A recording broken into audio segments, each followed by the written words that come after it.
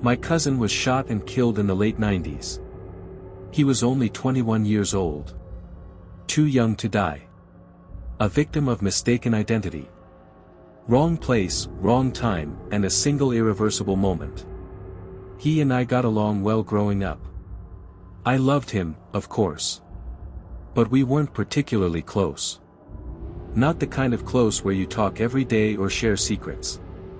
So when I started dreaming about him constantly, it didn't feel comforting.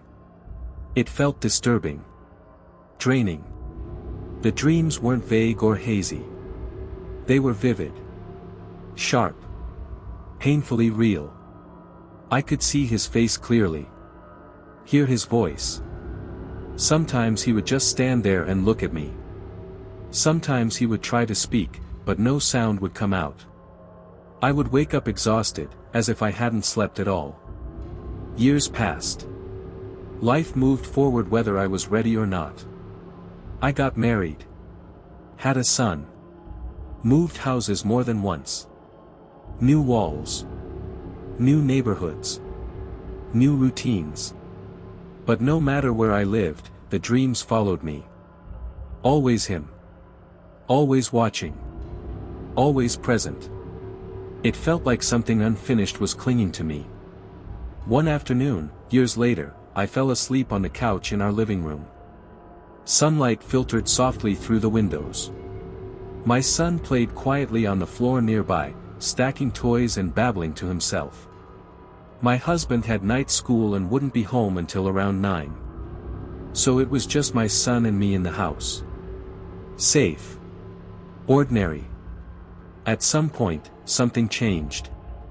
I realized my son had stopped playing. The room felt different. Too quiet. We just stared at each other. Neither of us moved. There was a strange tension in the air. Heavy. Pressing. Like the house itself was holding its breath. While I slept, I slipped into one of those lucid dreams. The kind where you know you're dreaming, but can't wake yourself up. In the dream, I was exactly where I was in real life. Napping on the couch. Same room.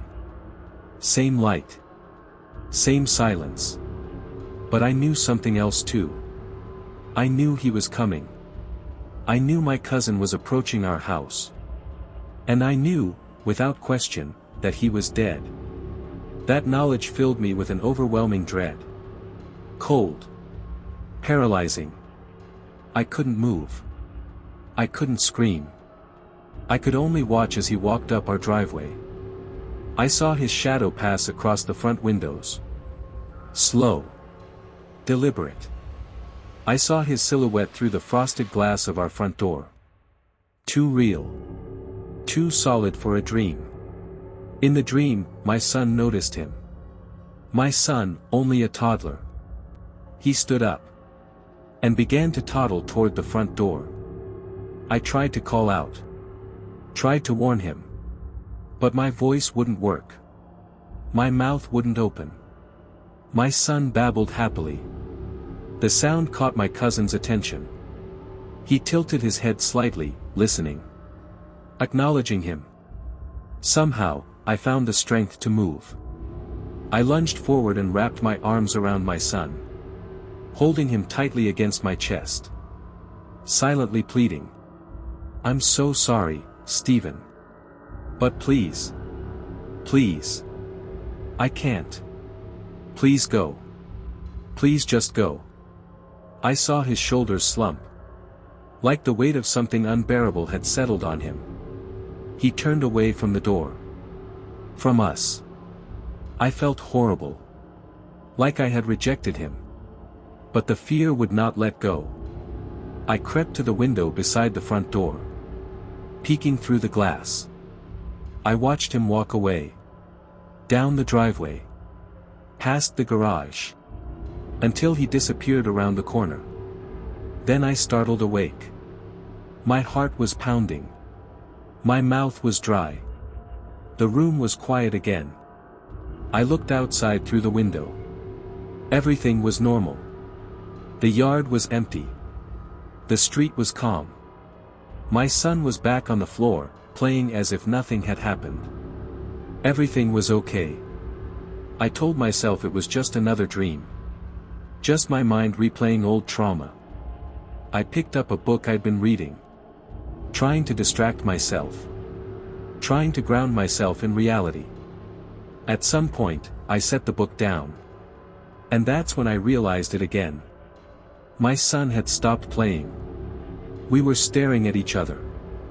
The same strange tension filled the room. My ears began to ring. A high, sharp sound. Like pressure building inside my head. Then it happened. A sudden, violent crash. Glass exploded inward. Our glass screen door shattered. Shortly after my son was born, my then husband and I bought a 100-year-old house for our expanding family, which included the three of us and our medium-large dog. The house was beautiful in an old, fragile way, full of creaks, sighs, and memories that didn't belong to us. As someone who grew up afraid of the dark, after a strange childhood incident involving a neighbor boy looking into my windows, fear had always lived quietly in the background of my life. So when the floors groaned at night or the walls popped and snapped, I told myself it was normal. Normal for a house that old.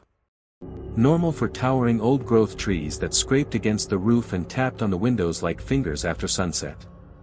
Normal for noisy radiant heating pipes that hissed and knocked through the walls. Normal for a back gate that never quite stayed shut and clanked in the wind. Whenever I heard something I couldn't explain, instead of investigating, I hid under the covers like any reasonable adult, heart racing, waiting for the noise to stop. When my then husband and I split up, I kept the creaky house. He kept the medium-large dog. Without the dog, the house felt emptier. Quieter. And somehow more aware of me. When my son was still small, the two of us were watching a movie in the front room around dusk one evening. The light outside was fading into that uncomfortable in-between stage, not quite day, not quite night.